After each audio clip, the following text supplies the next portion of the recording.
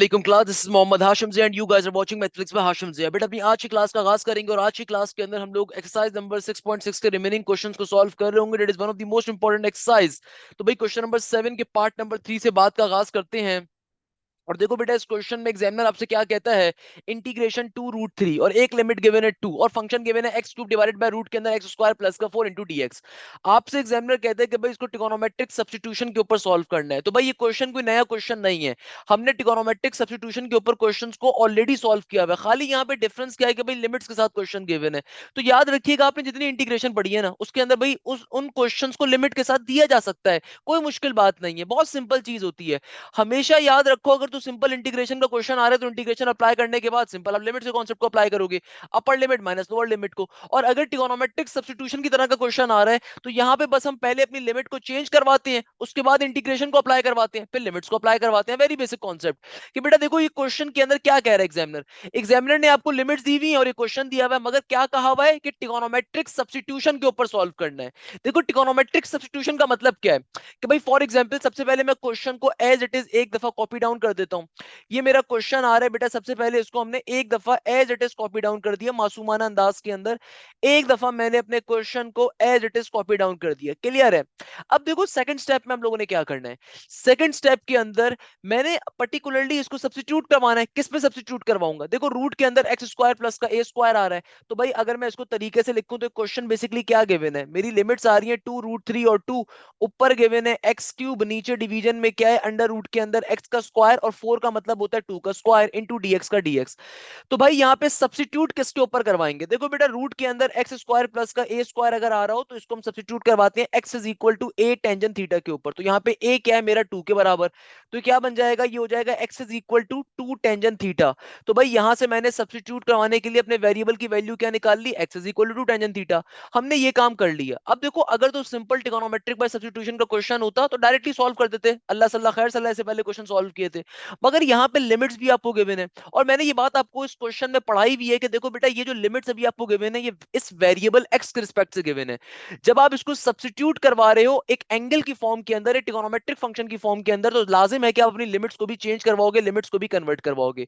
तो हम लोग क्या करेंगे, सब्स्टिट्यूट यहां से करवा रहे हो कैसे, कि भाई मैं अपनी लिमिट्स को भी चेंज करवाऊंगा। तो सिंपल तरीके से मैं यहां पे लिखता हूं फॉर लिमिट्स, फॉर लिमिट्स। अब देखो यहां से अब थीटा की वैल्यू को अगर मैं निकालना चाहूं तो मेरा बेटा टेंजेंट थीटा यहाँ पे एडिट का एडिट है, ये 2 यहाँ पे मल्टीप्लाई हो रहा है, वहां पे डिवाइड हो जाएगा तो x डिवाइडेड बाय 2 बन गया। तो अगर मैं थीटा की वैल्यू सिर्फ निकालूं तो टेंजेंट यहाँ पे मौजूद है, इक्वल टू के जब दूसरी तरफ जाएगा तो ये बन जाएगा टेंजेंट इनवर्स, और ब्रैकेट के अंदर क्या आ जाएगा, x डिवाइडेड बाय 2। ब्रैकेट के अंदर क्या आ जाएगा मेरा बेटा, simple x divided by 2। Similarly यहाँ पे आप एक काम और भी कर लो जल्दी से, कि भाई आपने जो भी वैल्यू सपोज करवाई है ना, इसका डेरिवेटिव भी अप्लाई कर दो। तो आप ये नेक्स्ट लाइन के ऊपर कर सकते हो और मैं आपको यहीं पे करके शो करवा देता हूं कि भाई हमने जो जो भी पर्टिकुलरली अपनी वैल्यू सपोज करते हैं उसके ऊपर डेरिवेटिव भी लेते हैं। तो फॉर एग्जांपल अगर मैंने x की वैल्यू सपोज करवाई है 2 टेंजेंट थीटा के बराबर, तो इसका मतलब क्या है कि भाई मैं डेरिवेटिव अप्लाई करूंगा x की रिस्पेक्ट से यहाँ पे, ताकि मेरे पास dx की वैल्यू फॉर्म हो जाए ना। तो क्या बन जाएगा, ये बन जाएगा भाई, ये डेरिवेटिव रिस्पेक्ट टू थीटा जब अप्लाई करूंगा तो ये हो जाएगा हमारे पास dx by d theta is equal to 2 का 2। और टेंजेंट थीटा का डेरिवेटिव के अंदर फॉर्मूला क्या होता है बेटा, टेंजेंट का डेरिवेटिव के अंदर फॉर्मूला होता है सिंपल तरीके से सेक स्क्वायर थीटा के बराबर। तो भाई देखो हमें क्या चाहिए, हमें dx की वैल्यू चूंकि चाहिए तो डी थीटा यहाँ पे डिवाइड हो रहा है, वहां पे मल्टीप्लाई हो जाएगा। तो आपके पास dx की वैल्यू क्या आ जाएगी, ये आ जाएगी सिंपल तरीके से 2 sec square theta into d theta का डी थीटा। इस तरीके से हम लोगों ने पहले ही अपना dx निकाल लिया। देखो अभी तक क्या काम करा, कोई मुश्किल काम नहीं करा। हम लोगों ने सबसे पहले जो भी क्वेश्चन आपको गिवन है ना मेरे प्यारे बेटे, इस क्वेश्चन के अंदर आपने एक ट्रिगोनोमेट्रिक सब्स्टिट्यूशन करवानी होती है। इसका मतलब क्या होता है कि भी आप नीचे वाली वैल्यू को देखते हो और वो जो 3 बेसिक फंक्शन होते हैं उनके ऊपर आपने एक ट्रिगोनोमेट्रिक फंक्शन सब्स्टिट्यूट करवा लिया। लेट्स सपोज यहाँ पे मेरे पास x² प्लस a² आया, तो कंडीशन क्या फॉर्म हो रही है, x is equal to a tangent theta की। इसके बाद हम लोगों ने क्या किया, सिंपल तरीके से यहाँ से लिमिट्स के लिए अपने एंगल की वैल्यू को भी एक ही दफा निकाल लिया। और साथ ही चूंकि मुझे सब्स्टिट्यूट जब करवाना है तो तमाम x की वैल्यूज को चेंज करना पड़ेगा। और कभी भी इंटीग्रेशन में जब आप वेरिएबल को सब्स्टिट्यूट करते हो, वेरिएबल को चेंज करते हो, तो ऑब्वियसली आपको जिसके रिस्पेक्ट से आप इंटीग्रेशन अप्लाई कर रहे हो उसको भी चेंज करना पड़ता है। तो उसके लिए हम लोग क्या करते हैं कि भाई जो वैल्यू आपने सब्स्टिट्यूट करवाई होती है उसके ऊपर डेरिवेटिव अप्लाई करते हैं। तो यहां से हमारे पास देखो dx की वैल्यू भी आ गई। इस dx की वैल्यू का फायदा क्या होगा कि आगे चल के जब मैं अपनी तमाम वैल्यूज को इस ओरिजिनल इक्वेशन में प्लॉट करूंगा तो dx की वैल्यू को चेंज करवाना पड़ेगा, इसलिए हमने इसकी वैल्यू को भी फाइंड कर लिया। अब हम क्या करेंगे, अब हम जल्दी से इन पर्टिकुलर लिमिट्स के ऊपर अपनी न्यू लिमिट्स को फाइंड कर लेंगे, क्योंकि देखो हमारे पास जो अभी ये जो लिमिट्स गिवन है ये वेरिएबल के रिस्पेक्ट से गिवन है, इस x के रिस्पेक्ट से। हमने हमने चूंकि ट्रिगोनोमेट्रिक सब्स्टिट्यूशन को अप्लाई करवाना है तो भैया मुझे अपनी लिमिट्स को एंगुलर फॉर्म में कन्वर्ट करवाना पड़ेगा। इन लिमिट्स को मुझे चेंज करवाना पड़ेगा by the help of this particular substitution, जिसके ऊपर मैं चेंज करवा रहा हूं, तो उसके हिसाब से मुझे अपनी लिमिट्स को भी अपडेट करना पड़ेगा। तो जल्दी से उस काम के ऊपर मूव करेंगे। क्या करना है कि भाई अपनी लिमिट्स के ऊपर थीटा की वैल्यू को फाइंड आउट कर लेना है। तो मेरे प्यारे शागिर्द जरा गौर से बात को समझिएगा कि भाई मेरी जो लिमिट्स हैं वो क्या गिवन है। आपको एक्स की पहली वैल्यू यानी कि अपर लिमिट क्या गिवन है, ये गिवन है 2√3। तो मैं इसी इक्वेशन के अंदर अगर एक्स की वैल्यू को डालूं तो क्या बन जाएगी, ये हो जाएगा theta is equal to tangent inverse का टेंजन इनवर्स एक्स के अंदर एक्स की वैल्यू दैट इज 2√3, नीचे डिवीजन में 2 का 2। इस 2 से 2 क्या हो जाएगा, कैंसिल आउट। तो थीटा की वैल्यू किसके बराबर आ जाएगी, थीटा की वैल्यू आ जाएगी टेंजन इनवर्स √3 के। टेंजन इनवर्स √3 किसके बराबर होता है, ये बराबर होता है, कैलकुलेटर पे डाल के चेक कर लीजिएगा, 60 डिग्री के। और 60 मतलब क्या होता है, रेडियन की फॉर्म में क्या बनेगा, pi by 187, I will be multiplying तो शुड बिकम 6 3 18, तो ये बन जाएगा आपके पास पाई बाय 3 के बराबर। तो रेडियन की फॉर्म में से करना लाजिम होता है। तो देखो पहली लिमिट को मैंने कन्वर्ट करवा लिया, यानी कि x is equal to 2 into √3, angular form में क्या आ जाएगा, पाई बाय 3। अब देखो दूसरी लिमिट किसके बराबर है, हमारे पास दूसरी लिमिट है 2 के बराबर, तो इसको भी डाल के चेक कर लेंगे। तो क्या बन जाएगा बेटा, ये हो जाएगा simple, theta is equal to tangent inverse का टेंजन इनवर्स, अगेन x के अंदर x की वैल्यू 2 को डालेंगे, नीचे वाला 2 एज इट इज, 2 से 2 कैंसिल आउट हो गया, 1 बचेगा। टेंजन इनवर्स 1 किसके बराबर होता है बेटा, always remember this thing, tangent inverse 1 बराबर होता है 45 डिग्री के, बड़ी मशहूर क्वांटिटी है, या फिर आसान तरीन भाषा में इसको पाई बाय 4 भी कहते हैं, आप कैलकुलेटर पे जाके निकाल सकते हो, नॉर्मल सी चीज है। तो हमने देखो जल्दी से अपनी लिमिट्स को पहले तो फाइंड आउट कर लिया। अब हमने काम क्या करना है, हमने सिंपल तरीके से मेरे प्यारे बेटे, हमारे पास पर्टिकुलरली जो लिमिट्स गिवन है, हमने सिंपल तरीके से इनको क्वेश्चन में प्लॉट करवाना है, सब्स्टिट्यूट करवाते हुए सिंपलीफाई करवाना है। सिंपल तरीके से आपने तमाम वैल्यूज को फाइंड कर लिया। अब देखो आपने अपनी लिमिट्स को भी फाइंड कर लिया और अपनी सब्स्टिट्यूशन बेस्ड वैल्यूज को भी निकाल लिया। अब आपने सिंपल उठा के इसको मेन इक्वेशन में डाल देना है, तो क्या बन जाएगा, देखो बेटा आपके पास अपर लिमिट की वैल्यू क्या आई है, जब मैंने बड़ी वाली लिमिट डाली तो मेरे पास अपर लिमिट की वैल्यू क्या फॉर्म हुई है, पाई बाय 3 आई है। तो अब की बारी में ऊपर क्या आ जाएगा, सिंपल पाई बाय 3। और जब मैंने लोअर लिमिट की वैल्यू डाली थी तो मुझे लोअर लिमिट के ऊपर दूसरी लिमिट कौन सी मिली है, पाई बाय 4 मिली है, तो नीचे क्या आ जाएगी, 2 की जगह पे पाई बाय 4 आ जाएगा। अब देखो मेरे पास ऊपर क्या है, ऊपर हमारे पास है एक्स क्यूब। तो भाई बेटा देखो एक्स की वैल्यू किसके बराबर है, एक्स हमारे पास बराबर है 2 टेंजन थीटा के। तो भाई एक्स की जगह पे क्या आ जाएगा, 2 टेंजन थीटा। और देखो पावर में क्या आ जाएगा, क्यूब का क्यूब एज इट इज। नीचे डिवीजन के अंदर क्या होगा, देखो डिवीजन के अंदर है √x² प्लस का 2 स्क्वायर। तो अगेन एक्स के अंदर एक्स की वैल्यू डालेंगे, प्लस का 2 स्क्वायर एट इज रहेगा। तो क्या बन गया, देखो ये बन जाएगा रूट का रूट, आगे क्या हो जाएगा, 2 टेंजन थीटा का होल स्क्वायर, प्लस का साइन के बाद 2 स्क्वायर का 2 स्क्वायर। और देखो फाइनली हम लोगों ने dx की वैल्यू को dx की वैल्यू से रिप्लेस करवा दें, तो dx की वैल्यू किसके बराबर है, ये बराबर है मेरे प्यारे बेटे 2 sec square theta into d theta के। अब हमने करना क्या है भाई, तमाम वैल्यूज को सिंप्लीफाई करवाना है, तमाम वैल्यूज को ओपन अप करवाना है, ताकि क्वेश्चन हमारा सॉल्व हो सके। तो अब देखो कैसे सॉल्व करेंगे क्वेश्चन को। सबसे पहले नंबर के ऊपर तो बेटा देखो यहाँ पे मेरे पास लिमिट्स क्या है, हमारे पास जो लिमिट्स आ रही हैं, these are pi by 3 and pi by 4। बेटा बहुत इंपॉर्टेंट क्वेश्चन है। अच्छा तो बेटा अब देखो इसको ओपन कैसे करोगे, जो जो बाहर पावर आ रही है अंदर वाली तमाम टर्म्स के पास जाएगी, तो क्या बन जाएगा, ये बन जाएगा 2 का क्यूब। आगे क्या हो जाएगा बेटा, आगे ये हो जाएगा टेंजन क्यूब थीटा। और देखो नीचे डिवीजन के अंदर क्या है, नीचे डिवीजन के अंदर अंडर रूट का अंडर रूट, ये स्क्वायर दोनों टर्म्स के पास जाएगा, तो बन जाएगा 2 square into tangent square theta, और आगे प्लस का 2 स्क्वायर रेडिस का रेडिस। और ये बाहर क्या मौजूद है, बाहर मौजूद है 2 into sec square theta into d theta. अब आपने क्या करना है, इसको सिंप्लीफाई कर देना है। कैसे करना है भाई सिंप्लीफाई, सबसे पहले तो मुझे साफ तौर पे बता यार, ये 2 क्यूब जाके जब 2 से मल्टीप्लाई होगा तो क्या बन जाएगा, 2 की पावर 4 बन जाएगा। तो भाई देखो ये मेरे पास लिमिट्स जो आ रही है ना, लिमिट्स क्या है, पाई बाय 3 एंड पाई बाय 4, ये साथ साथ मेरी चलती जाएंगी। और यहाँ पे देखो क्या बन गया, 2 की पावर 4। देखो यहाँ पे क्या आ रहा है, यहाँ पे हमारे पास है टेंजन क्यूब थीटा, और आगे क्या आ रहा है, आगे आ रहा है सेक स्क्वायर थीटा, सही है ना। नीचे डिवीजन के अंदर क्या है, नीचे डिवीजन के अंदर देखो मेरे प्यारे शागिर्द, मैं क्या करूंगा, इन दोनों टर्म्स के अंदर से क्या चीज कॉमन आ रही है, 2 का स्क्वायर कॉमन आ रहा है, तो ब्रैकेट के अंदर क्या बचेगा, टेंजन स्क्वायर थीटा प्लस का 1। और अगेन बाहर क्या है, बाहर डी थीटा का डी थीटा। अब हम लोग क्या करेंगे भाई, पाइथागोरस थ्योरम को अप्लाई करेंगे। हमें मालूम है according to Pythagoras theorem, tangent square theta plus का 1 किसके बराबर होता है, as we know that tangent square theta plus का 1 मेरे प्यारे बेटे बराबर होता है सेक स्क्वायर थीटा के। तो इसका मतलब है क्या, ये क्या बन गया, ये देखो ये बन गया इंटीग्रेशन पाई बाय 3 और पाई बाय 4 की लिमिट्स एज इट इज, 2 की पावर 4 बराबर होता है 16 के।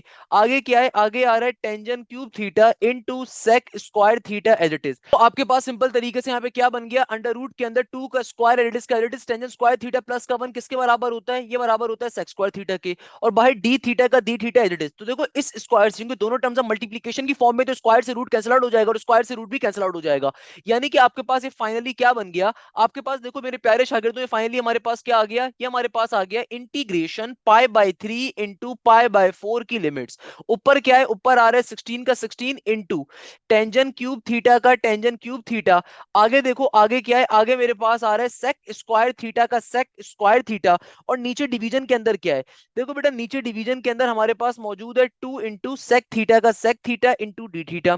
अब क्या करेंगे, देखो नेक्स्ट स्टेप के अंदर इस 2 से क्या हो जाएगा, एक 16 कैंसिल आउट हो जाएगा, 2 8 जार 16, और इस सेक थीटा से एक square sec theta cancel out हो जाएगा। तो बेसिकली हमारा टिपिकली क्वेश्चन क्या बन गया, ये बन गया π/3 π/4 की लिमिट्स एज इट इज। ऊपर आ रहा है 8 का 8 into tangent cube theta into sec theta into d theta. यानी कि फाइनलाइज सिंप्लीफाइड फॉर्म में हमारा क्वेश्चन ये बन गया। अभी भी देखो मैं इंटीग्रेशन यहाँ पे अप्लाई नहीं कर सकता, उसके पीछे रीजन क्या है कि बेटा देखो टेंजन क्यूब थीटा और सेक थीटा आपस में मल्टीप्लाई हो रहे हैं, तो आप डायरेक्टली इंटीग्रेशन को अप्लाई नहीं करवा सकते। क्योंकि भैया आपके पास देखो, अगर मैं टेंजन का पावर फॉर्मूला भी यहाँ पे अप्लाई करने की कोशिश करता हूं, तो भाई टेंजन का पावर फॉर्मूला क्या कहता है, बेस का बाहर डेरिवेटिव होना चाहिए, और टेंजन का डेरिवेटिव होता है सेक स्क्वायर थीटा। इसका मतलब क्या, बाहर सेक थीटा मौजूद है, सेक स्क्वायर थीटा तो मौजूद ही नहीं है, तो यानी कि हम अभी भी इसको सिंप्लीफाई नहीं कर सकते। तो सर क्या करें फिर, तो भाई हमें टेंजन क्यूब थीटा को फर्दर ब्रेक करना पड़ेगा। तो मेरा बेटा मैं क्या करता हूं, देखो ये जो 8 आ रहा है ना, ये तो कांस्टेंट वैल्यू है, इसको बाहर लिख देते हैं। और मेरी लिमिट्स क्या है, लिमिट्स आ रही है π/3 और π/4। अब देखो मैं सिंपल तरीके से टेंजन क्यूब थीटा को ब्रेक कर देता हूं, किस में ब्रेक कर देता हूं, टेंजन स्क्वायर थीटा, और बाहर क्या आ जाएगा, बाहर बच गया tangent theta into sec theta. यानी कि हमने टेंजन क्यूब थीटा को दो टर्म्स में ब्रेक कर दिया, हमने टेंजन क्यूब थीटा को टेंजन स्क्वायर और टेंजन थीटा के अंदर बेटा ब्रेक कर दिया। इससे फायदा क्या होगा, इससे फायदा ये होगा कि देखो इंटीग्रेशन तो मैं ऑल्दो अभी भी अप्लाई नहीं कर पाऊंगा, मगर इससे फायदा क्या होगा कि भैया यहाँ पे फर्दर मैं पाइथागोरस थ्योरम को अप्लाई कर सकता हूँ। तो भाई ये क्या बन जाएगा, ये हो जाएगा 8 का 8, और देखो लिमिट्स क्या है, आपकी लिमिट्स हैं π/3 π/4। तो टेंजन स्क्वायर थीटा किसके बराबर होता है, टेंजन स्क्वायर थीटा बराबर होता है हमारे पास दुनिया के अंदर सेक स्क्वायर थीटा माइनस के 1 के। और बाहर देखो बाहर क्या मौजूद है, बाहर मौजूद है हमारे पास tangent theta into sec theta into d theta. अब फाइनली नेक्स्ट स्टेप में हम लोग क्या करेंगे, जब ब्रैकेट को ओपन करेंगे, टेंजेंट सेक थीटा इस सेक स्क्वायर से भी जाके मल्टीप्लाई होगा और इस नेगेटिव के 1 से भी जाके मल्टीप्लाई होगा। विद इन सेकंड्स के अंदर चुटकी बजा के हमारा आंसर आ जाएगा, और फिर हम लोग लिमिट्स को अप्लाई करने पे मूव करेंगे। तो मैं इधर ही आपको शो करवा देता हूं कि देखो नेक्स्ट स्टेप में क्या होगा।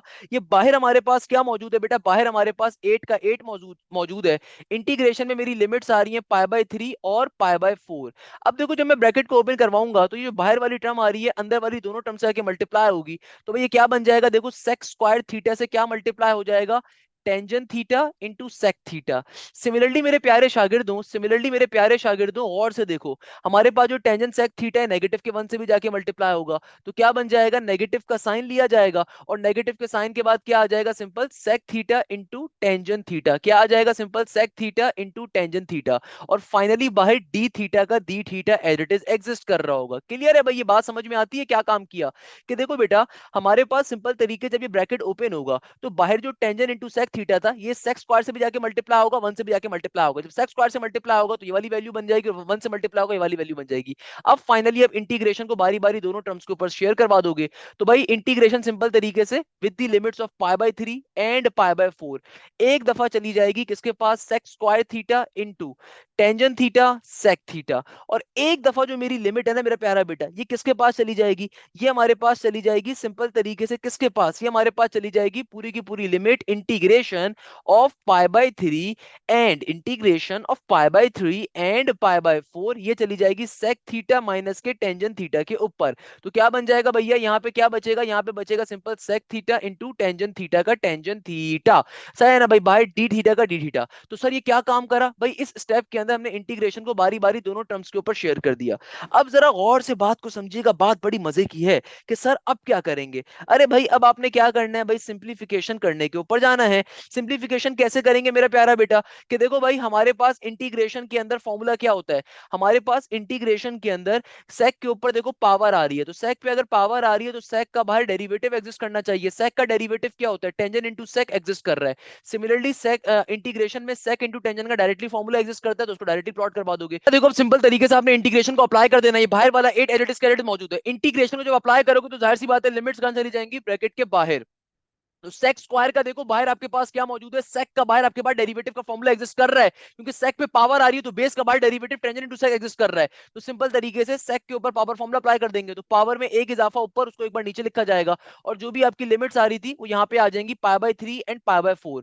फिर आगे देखो आगे क्या होगा, आगे मेरे प्यारे बेटे sec theta into tangent theta पे इंटीग्रेशन अप्लाई हो रही है, तो यहाँ पे आप डायरेक्टली अपना इंटीग्रेशन का फॉर्मूला अप्लाई करोगे। क्या फॉर्मूला होता है सेक इंटू टेंजेंट का, कभी सिंपल बराबर होता है सेक थीटा के, तो यहाँ पे सिंपल सेक थीटा का सेक थीटा आ जाएगा, और जो भी आपकी लिमिट्स आ रही हैं ये एज इट इज की एज इट इज आपके पास बाहर आ जाएंगी, सही है ना। अब आप इसको फाइनली पहले सिंपलीफाई थोड़ा सा करवा लो, कैसे कि 3 एक कांस्टेंट है, इसको बाहर निकाल देते हैं, तो भाई ये 8 का 8 सबसे बाहर एडिटिस का एडिटिस, तो 1/3 का 1/3, और यहाँ पे देखो यहाँ पे क्या आ गया, ये बन गया आपके पास सेक क्यूब थीटा। आपके पास लिमिट्स क्या है, आपकी लिमिट्स है, एक लिमिट है आपकी π/3 और दूसरी आपकी लिमिट है π/4, माइनस का साइन, और अगेन यहाँ पे तो सिंपल आपके पास क्या है सेक थीटा का सेक थीटा, एक लिमिट आपकी π/3 और एक लिमिट आपके पास π/4 आ रही है। क्लियर है मेरे प्यारे शहजादे। अब देखो हमने करना क्या है, इसको फर्दर सिंप्लीफिकेशन कैसे करवाएंगे, बहुत बेसिक कॉन्सेप्ट है कि भाई 8 का 8 एज इट इज, यहाँ पे देखो हमारे पास क्या है, बाहर मेरे पास है 1/3 का 1/3, सिंपल तरीके से लिमिट्स को अप्लाई करवाएंगे तो क्या बन जाएगा, upper limit minus lower limit, तो आपने एक दफा सेक क्यूब थीटा के अंदर अपर लिमिट डालना है, माइनस का साइन पर लोअर लिमिट, कैसे डालोगे, कैलकुलेटर के ऊपर जाओ, सेक का ऑप्शन कैलकुलेटर में एग्जिस्ट नहीं करता, कॉस का करता है, तो सेक क्या होता है 1/cos, तो सिंपल तरीके से लिखो 1 डिवाइडेड बाय कॉस, और उसके अंदर अच्छा एक और चीज भाई अल्लाह का वास्ता है मेरे प्यारे शागिर्दों, π/3 एक रेडियन फंक्शन है, तो आपका कैलकुलेटर जो होता है ना बाय डिफॉल्ट डिग्री पे सेट होता है, तो पहले शिफ्ट दबा के सेटअप के ऊपर जाओ, एंगल यूनिट के ऊपर जाओ, सेकंड दबा के मैंने रेडियन के ऊपर कर लिया, रेडियन के ऊपर करने के ऊपर आपको खुद ही पता चल जाएगा, कैलकुलेटर के ऊपर देखो कि आर लिखा हुआ आ जाएगा, यानी कि रेडियन का एंगल बन गया।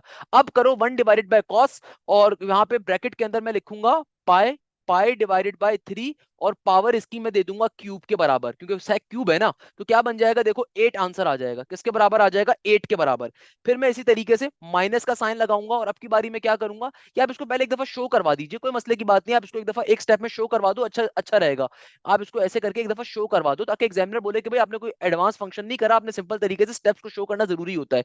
सिमिलरली आगे क्या हो जाएगा, आगे भी मैं शो करवा देता हूँ, फिर कैलकुलेटर पे डाल दो, ज्यादा बेहतर है, तो ज्यादा अच्छा इंप्रेशन जाता है मेरा बेटा। स्टेप्स को हमेशा जो है ना इग्नोर कभी मत किया करो, स्टेप्स मैटर्स द लॉट। तो क्या बन जाएगा सेक का सेक, यहाँ पे मेरे पास आ जाएगा π/4। क्लियर है मेरे प्यारे शहजादे। अच्छा भाई, नीचे देखो इधर क्या है 8 का 8, यहां पर आ रहा है 1/3 का 1/3, तो सेक क्यूब π/3, अब इसको सिंप्लीफाई करूंगा ना, तो सेक क्यूब π/3 क्या होता है 8 के बराबर, फिर माइनस का साइन, अब की बारी में देखो 1 डिवाइडेड बाय कॉस, और यहाँ पे π/4 करूंगा, बाहर क्यूब का क्यूब एज इट इज, तो ये बराबर होता है हमारे पास 2√2 के, फिर माइनस का साइन फर्दर, और आगे क्या है सेक π/3। अब जो ऊपर पावर का सिंबल था ना, मैं इसको 3 को रिमूव कर देता हूँ, सिंपल तरीके से सेक π/4 की वैल्यू आ रही है √2 के बराबर, और 1 डिवाइडेड बाय कॉस π/3 की वैल्यू आ रही है सिंपल 2 के बराबर, तो ये आ गया 2 का 2। अब आप फाइनली इसको बेसिक अपनी सिंप्लीफिकेशन करवा दो, आप तमाम ब्रैकेट्स को ओपन करवा के मल्टीप्लाई करवा दो, मगर एक तरीका ज्यादा आसान है कि देखो इस पूरे ब्रैकेट्स के नीचे डिवीजन के अंदर क्या मौजूद है 3 मौजूद है, इस पूरे ब्रैकेट के नीचे डिवीजन में 3 नहीं है, तो मैं इसको 3 से मल्टीप्लाई डिवाइड करवा के क्या करवा लेता हूँ, 3 को कॉमन ले लेता हूँ नीचे वाले, तो मैं क्या करवाता हूँ इस पूरे ब्रैकेट को भी 3 से मल्टीप्लाई डिवाइड, ताकि इन दोनों टर्म में से नीचे डिवीजन से 3 कॉमन आ जाए, तो क्या बन जाएगा, ये हो जाएगा 8 डिवाइडेड बाई 3, और यहाँ पे क्या बचेगा 8 माइनस का 2√2, क्या बचेगा 8 माइनस का 2√2। आगे क्या बन जाएगा देखो, ये ऊपर वाला जो नेगेटिव का 3 अंदर जाके ब्रैकेट से मल्टीप्लाई होगा, तो नेगेटिव का 3 2 नेगेटिव का 6, और नेगेटिव नेगेटिव पॉजिटिव का 3√2, सही है ना भाई। तो इसको अगर मैं सिंप्लीफाई करवाऊं तो what it will become, it will further simplified as 8 divided by 3, आगे क्या हो जाएगा 8 में से 6 को निकालोगे तो ऑब्वियसली 2 ही बचेगा, और माइनस का 2√2 प्लस का 3√2, तो माइनस का 2 प्लस का 3 क्या बन जाएगा, ये बन जाएगा माइनस का 1√2, क्या बन जाएगा माइनस का सिंपल √2। तो ये आपका फाइनल फाइनल फाइनल इस क्वेश्चन का आंसर बल्कि आना चाहिए प्लस के अंदर होगा ना, सॉरी, ये नेगेटिव का 2 और प्लस का 3√2 का मतलब क्या है कि देखो क्योंकि दोनों के पास सेम वेरिएबल √2 आ रहे हैं ना, तो नेगेटिव का 2a प्लस का 3a किसके बराबर होता है, प्लस के a के बराबर होगा, क्योंकि बड़ी वाली वैल्यू पॉजिटिव की है, तो आंसर क्या हो जाएगा आपके पास 8 डिवाइडेड बाई 3 इंटू 2 प्लस का √2। इस तरीके से देखो बेटा एक क्वेश्चन क्या हो गया, सॉल्व हो गया। It is one of the most important question, that's the reason कि मैंने इसको इतनी डिटेल में तरीके से एक एक स्टेप करके आपको दिखाया है, ताकि आपको बात समझ में आए कि बेटा इस क्वेश्चन के अंदर कोई मुश्किल चीज नहीं है, बच्चों वाला कॉन्सेप्ट है, मजे का कॉन्सेप्ट है, और इसमें कोई मुश्किल बात नहीं है, कोई मुश्किल चीज नहीं है, बहुत सिंपल वे में हमने क्वेश्चन को क्या कर लिया मेरे प्यारे बेटे, सिंप्लीफाई कर लिया, सॉल्व कर लिया। तो भाई देखो अगेन, आपके पास जितने भी ट्रिगोनोमेट्रिक सब्स्टिट्यूशन बेस्ड क्वेश्चन होते हैं, इनमें कोई खास मुश्किल चीज नहीं होती, अरे भाई बच्चों वाली चीज है, कैसे सिंप्लीफाई करना है, कैसे सॉल्व करना है, बेसिक कॉन्सेप्ट्स के ऊपर जाना होता है। हमारे पास जो नेक्स्ट क्वेश्चन आ रहा है क्वेश्चन नंबर 7 का part number 4, again a very important question. देखो इस क्वेश्चन के अंदर एग्जामिनर क्या कह रहा है, एग्जामिनर कहता है कि भाई इंटीग्रेशन अंडर रूट 3, दूसरी लिमिट आ रही है 0, x स्क्वायर इंटू रूट के अंदर 3 माइनस का x स्क्वायर इंटू dx, रहता है सॉल्व करके बताओ। तो बेटा देखो इस क्वेश्चन को आप सॉल्व कैसे करोगे, क्या रीजन है, क्या लॉजिक है इस क्वेश्चन को सॉल्व करने की। Again a very basic question, question की हमेशा कंडीशंस को पहचाना करो, क्वेश्चन की नजाकतों को पहचाना करो कि भाई इस क्वेश्चन के अंदर देखो एग्जामिनर चालाकी कर रहा है। एग्जामिनर ने आपको लिमिट्स क्या दी हुई है, अंडर रूट 3 और 0। यहां पे आ रहा है एक्स स्क्वायर, आगे क्या आ रहा है अंडर रूट के अंदर 3 माइनस का एक्स स्क्वायर, ऊपर क्वेश्चन पे लिखा हुआ होगा क्या, ट्रिगोनोमेट्रिक सब्स्टिट्यूशन मेथड पे सॉल्व करना है। अब कैसे करोगे भाई, आपको ये बात मालूम होनी चाहिए कि भाई ट्रिगोनोमेट्रिक सब्स्टिट्यूशन मेथड के लिए कि ए का भी स्क्वायर होना चाहिए, एक्स पे भी स्क्वायर होना चाहिए।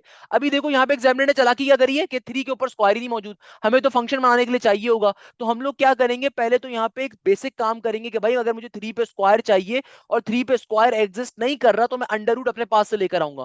मैथ्स कहता है कि भाई मैथ्स के अंदर कोई भी काम अगर आपको चाहिए करना है तो उसका अपोजिट काम भी करो। अगर मुझे बाहर स्क्वायर चाहिए तो मैं रूट भी लेकर आऊंगा, क्योंकि दोनों एक दूसरे को कैंसिल आउट करते हैं। अगर मुझे कहीं पे कोई नंबर प्लस करवाना होता है तो माइनस भी करवाते हैं, अगर मुझे कहीं पे कोई नंबर मल्टीप्लाई करवाना होता है वहां पे डिवाइड भी करवाते हैं। That's the basic beauty of mathematics कि भाई आपको कोई काम करना है उसका अपोजिट काम भी करना पड़ेगा। आगे क्या है, नेगेटिव का एक्स स्क्वायर इंटू डीएक्स का डीएक्स। तो भाई सबसे पहले नंबर के ऊपर मैंने क्वेश्चन की नेचर को थोड़ा सही कर लिया।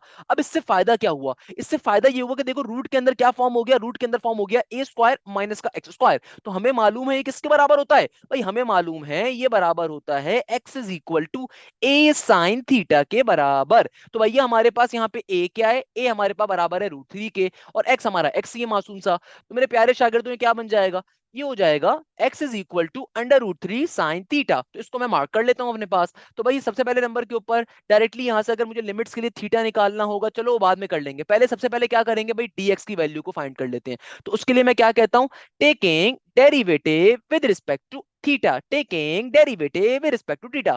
तो क्या बन जाएगा भैया, ये हो जाएगा dx by d theta is equal to under root 3 का अंडर रूट 3 साइन थीटा का डेरिवेटिव होता है दुनिया के अंदर कॉस थीटा। तो मेरे प्यारे प्यारे शागिर्दों आपके पास dx की वैल्यू क्या आ जाएगी, ये आ जाएगी हमारे पास under root 3 into cos theta into d theta.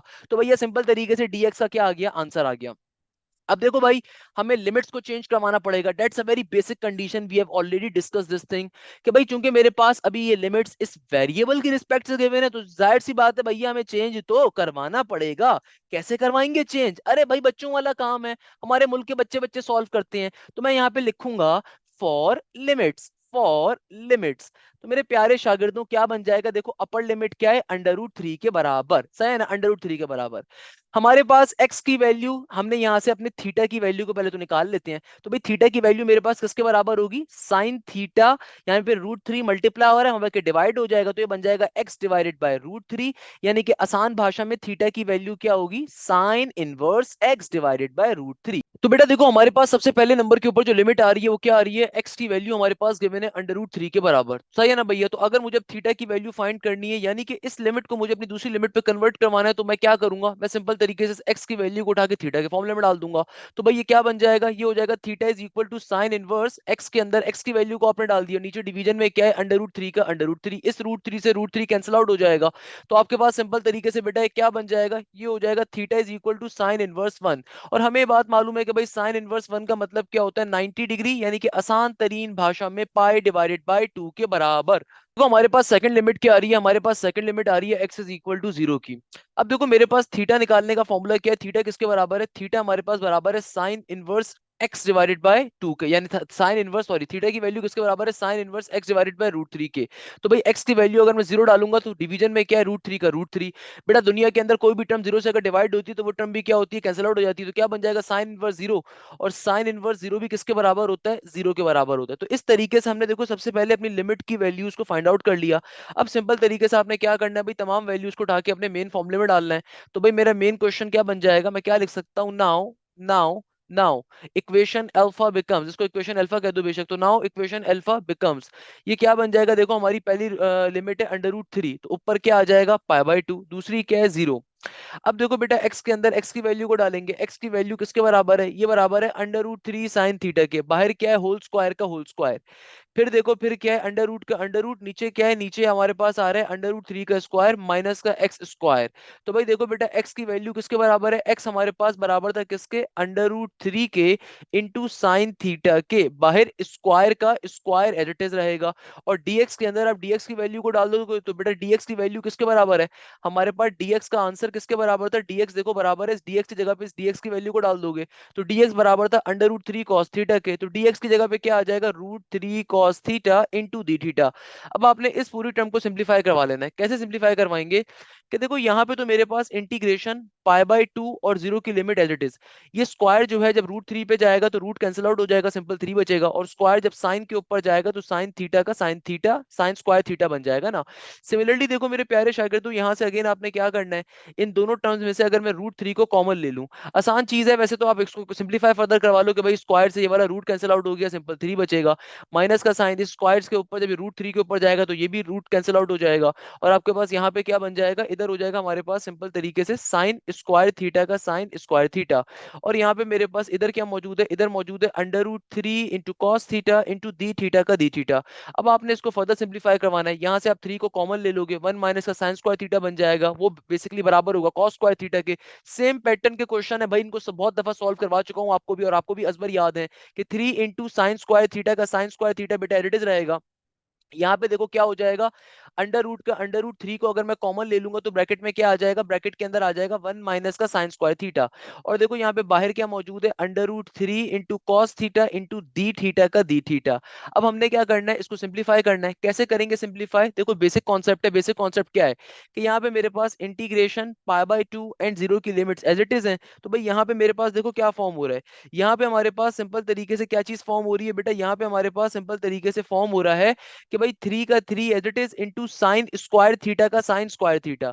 यहाँ पे देखो मेरा प्यारे शागिर्दों, जाहिर सी बात है रूट आपके पास यहाँ पे क्या बन गया, ये अंदर आ रहा है थ्री का थ्री, वन माइनस का साइन स्क्वायर थीटा किसके बराबर होता है, ये बराबर होता है कॉस स्क्वायर थीटा के, इंटू अंडर रूट थ्री का cos theta as it is into d theta का डी थीटा। अब मैं सिंपल नेक्स्ट स्टेप के अंदर रूट को ब्रेक करवा दूंगा, यानी कि रूट थ्री पे अलग चला जाएगा, कॉस स्क्वायर थीटा पे अलग चला जाएगा, since both terms are multiplying with each other.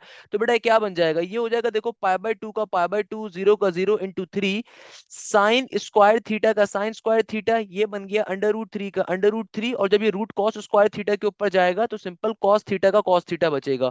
और देखो बाहर क्या है, बाहर मौजूद था root three into cos theta का cos theta into d theta. देखो बेटा जब ये रूट थ्री से मल्टीप्लाई होगा, दुनिया के अंदर कभी भी दो अंडर रूट्स अगर आपस के अंदर मल्टीप्लाई होते हैं और दोनों के अंदर इंटरनल वैल्यू सिमिलर होती है तो अंदर वाली वैल्यू को एक ही बार लिखा जाता है। तो मेरे प्यारे शागिर्दों अगर आप गौर से यहाँ पे देखो तो भाई ये थ्री का थ्री एज इट इज, और रूट थ्री जब रूट थ्री से मल्टीप्लाई होगा तो ये क्या बन जाएगा, सिंपल एक दफा अंदर का थ्री लिखा जाएगा।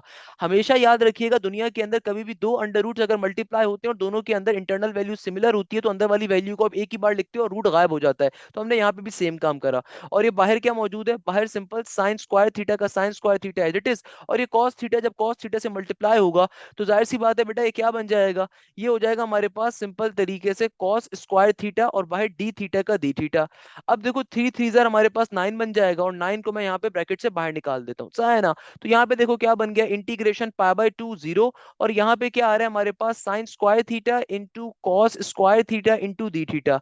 अब आप इस क्वेश्चन को फर्दर दो तरीकों से सॉल्व कर सकते हो, एक तो बड़ा आसान तरीका है और वो सबसे आसान तरीका वही है सॉल्व करने वाला, कि वो क्या है कि भाई जाहिर सी बात है साइन के ऊपर भी देखो स्क्वायर आ रहा है, कॉस पे भी स्क्वायर आ रहा है, तो अगर मैं किसी तरीके से यहाँ पे साइन का डबल एंगल फॉर्मूला कन्वर्ट करवा दूं जो कि मेरे पास बराबर होता है two sine theta cos theta के, तो हमारा काम क्या हो जाएगा बेटा, बड़ा आसान हो जाएगा। उसके लिए मैं सिंपल तरीके से क्या करूंगा, मैं यहाँ पे देखो फोर से डिवाइड करवाता हूँ, फोर से मल्टीप्लाई, उसके पीछे लॉजिक क्या भी आपको समझ में आएगा कि देखो मैं यहाँ पे फोर लेकर आ रहा हूँ, फोर क्यों लेकर आ रहा हूँ, क्योंकि फोर होता है टू का स्क्वायर, ताकि यहाँ से इन तीनों टर्म में से टू कॉमन लिया जा सके पावर के अंदर। तो मेरा प्यारा बेटा देखो पहले से क्या मौजूद था, sign square theta into cos square theta पहले से हमारे पास एग्जिस्ट कर रहा है, मैं यहाँ पे फोर मल्टीप्लाई में भी लेकर आया और डिवीजन में भी लेकर आया। इससे फायदा क्या होगा, इससे देखो बेटा फायदा ये होगा कि हमें पता है कि फोर होता क्या है, फोर होता है हमारे पास टू का स्क्वायर।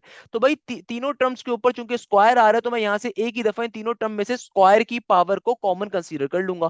तो स्क्वायर की पावर को हम लोगों ने क्या कर लिया, एज अ कॉमन ट्रीट करके निकाल लिया।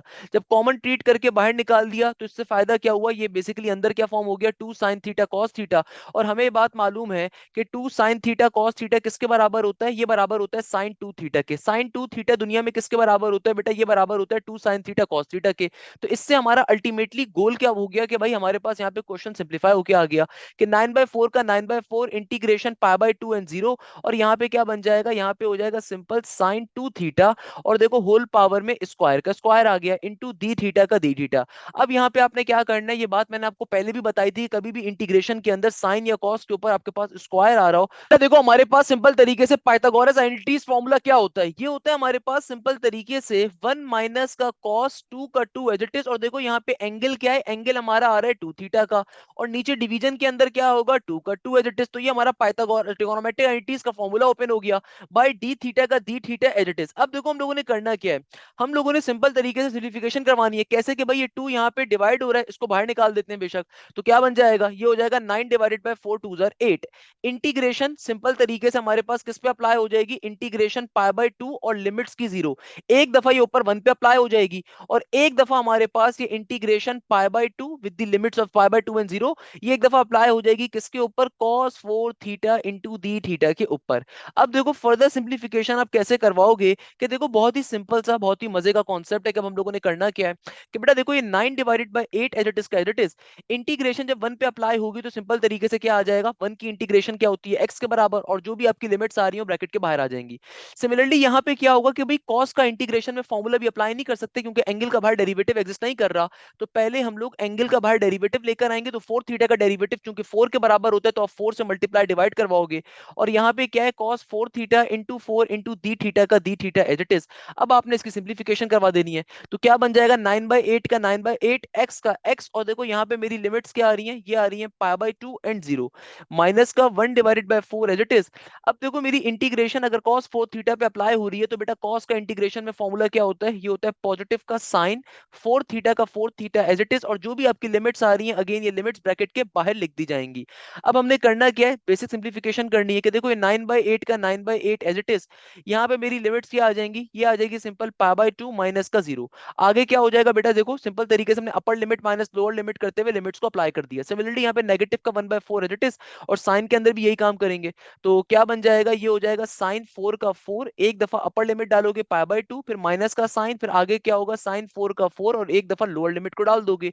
अब आप सिंप्लीफाई करवाओगे इसको तो बेटा क्या बन जाएगा, ये हो जाएगा देखो हमारे पास 9/8 का 9/8 पाई बाय 2 का पाई बाय 2, माइनस का 0 खत्म हो गया, नेगेटिव का 1/4 एज इट इज का एज इट इज, साइन ये 2 1 2 2 2 4, तो ये क्या बन गया साइन 360 डिग्री। साइन 2 पाई का मतलब क्या होता है, साइन 360, तो भाई साइन 360 हमारे पास किसके बराबर होता है, 360 बराबर होता है हमारे पास तकरीबन तकरीबन, अगर मैं इसको कन्वर्ट करवाऊं तो ऑब्वियसली सी बात है जीरो के बराबर आना चाहिए, बट चेक कर लो फिर भी ऑब्वियसली जीरो ही होता है। साइन 2 पाई किसके बराबर होगा, रेडियन में डालिएगा, जीरो के बराबर होगा। सिमिलरली साइन 0 भी किसके बराबर होता है, जीरो के बराबर होता है। तो यानी कि ये वाली तो पूरी की पूरी टर्म खत्म हो गई। तो फाइनल आंसर हमारा क्या बचेगा, फाइनल आंसर हमारे पास होगा 9 पाई डिवाइडेड बाय 16 के बराबर। ये मेरा इस क्वेश्चन का फाइनल आंसर होगा। इस तरीके से देखो बेटा क्वेश्चन क्या हो गया, सॉल्व हो गया। मैं पूरे क्वेश्चन को रिपीट कर देता हूं इन केस किसी बच्चे को क्वेश्चन समझने में डिफिकल्टी फेस हो रही हो। देखो बेटा इस क्वेश्चन में हम लोगों ने क्या काम करा, अ वेरी सिंपल कॉन्सेप्ट, कि भाई आपके पास सिंपल तरीके से ट्रिगोनोमेट्रिक सब्स्टिट्यूशन के ऊपर सॉल्व करने के लिए क्वेश्चन आ रहा है। आपने काम क्या करना है, आपने सिंपल तरीके से मेरे प्यारे बेटे सबसे पहले ट्रिगोनोमेट्रिक सब्स्टिट्यूशन की वैल्यू को सब्स्टिट्यूट करवाना है depending upon your condition. Question के अंदर आपके पास ए स्क्वायर माइनस का एक्स स्क्वायर की कंडीशन गिवन थी, आपको ए का स्क्वायर नहीं गिवन था, तो आप पहले √3 के ऊपर स्क्वायर लेकर आए। कैसे लेकर आए कि देखो आप रूट भी लेकर आ गए, स्क्वायर भी लेकर आ गए। उसके बाद देखो आपकी जब ये कंडीशन फॉर्म हो गई तो आपको पता चल गया कि भाई ए साइन थीटा की कंडीशन फॉर्म हो रही है। देन आपने डेरिवेटिव अप्लाई किया, फिर आपने लिमिट्स को अपनी कन्वर्ट करवाया। उसके बाद आपने वही सेम काम करा जो अभी तक करते हुए आ रहे थे, कि भाई सिंपल तरीके से ट्रिगोनोमेट्रिक सब्स्टिट्यूशन के मेथड को कॉन्सेप्ट को अप्लाई करा। अप्लाई करने के बाद मेरे प्यारे बेटे सिंप्लीफिकेशन करी, सिंप्लीफिकेशन करने के बाद देन फाइनली अपनी लिमिट्स को अप्लाई करवाया और क्वेश्चन फाइनली हमारा सॉल्व हो गया। That's the basic concept of this particular question. अच्छा तो बेटा अब देखो हमारे पास जो नेक्स्ट क्वेश्चन आ रहा है, ये आ रहा है क्वेश्चन नंबर 8। अब देखो बेटा इस क्वेश्चन को हमने सॉल्व कैसे करना है, आपसे एग्जामिनर ने साफ तौर पे ऊपर लिखा हुआ है कि भाई इंटीग्रेशन बाय पार्ट्स के ऊपर सॉल्व करना है। या फिर हो सकता है क्वेश्चन में लिखा हुआ भी ना है, आपको खुद पिक करना होगा। भाई दो फंक्शंस मल्टीप्लाई हो रहे हैं तो ऑब्वियसली बाय पार्ट्स का कॉन्सेप्ट अप्लाई करोगे, क्योंकि बाकी तमाम वैल्यूज तमाम फॉर्मूलाज फेल हो जाएंगे। तो मेरे प्यारे शागिर्द देखो क्वेश्चन आ रहा है सेम तरह का क्वेश्चन है, कोई मुश्किल चीज नहीं है इसके अंदर।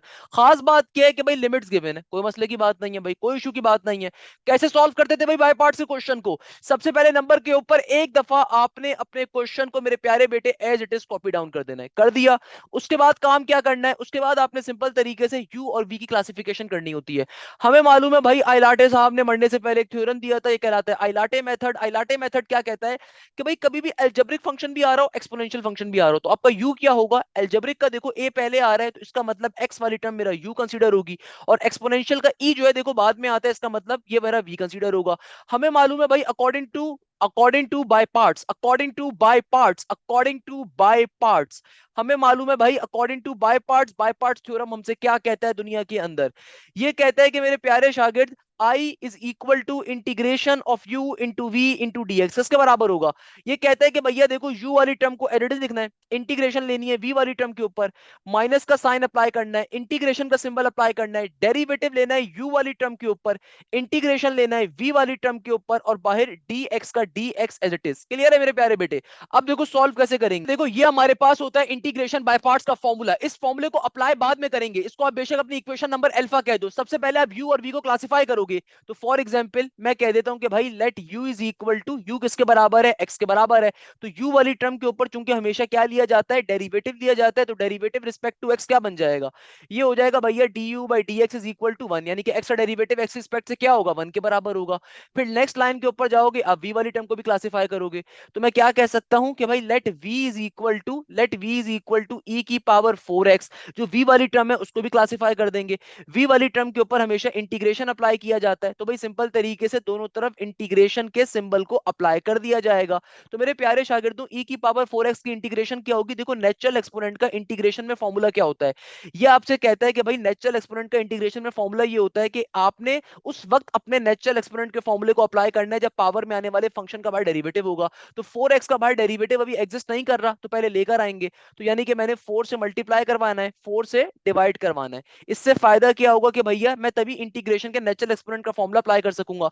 अब देखो जब मैंने यहाँ पे नेचुरल एक्सपोनेंट का कंडीशन फुलफिल करवा दी कि पावर में आने वाले फंक्शन का बाहर डेरिवेटिव कंप्लीट करवा दिया, तो अब फाइनली मैं क्या कह सकता हूं कि भाई मेरे पास नेचुरल एक्सपोनेंट का फॉर्मूला ओपन हो जाएगा। इंटीग्रेशन में क्या होता है भाई, नेचुरल एक्सपोनेंट का फॉर्मूला इंटीग्रेशन के अंदर होता है कि आप एज इट इज एक दफा नेचुरल एक्सपोनेंट की वैल्यू को लिख देते हो, यानी कि सिंपल तरीके से हमारे पास v का आंसर किसके बराबर होगा, 1 डिवाइडेड बाय 4 इंटू e की पावर 4x के बराबर होगा, नॉर्मल सी बात है। तो हमने क्या कर लिया भाई, u और v को क्लासिफाई करवा दिया। अब इक्वेशन अल्फा के अंदर आप तमाम वैल्यूज को प्लॉट करवाओगे, तो मैं क्या कह सकता हूं, नाउ इक्वेशन अल्फा बिकम्स, तो भाई बाय पार्ट्स तो मैंने आपको इतना हलवा करके पढ़ाया था भाई, तमाम बच्चों का फेवरेट टॉपिक बन गया होगा आई होप।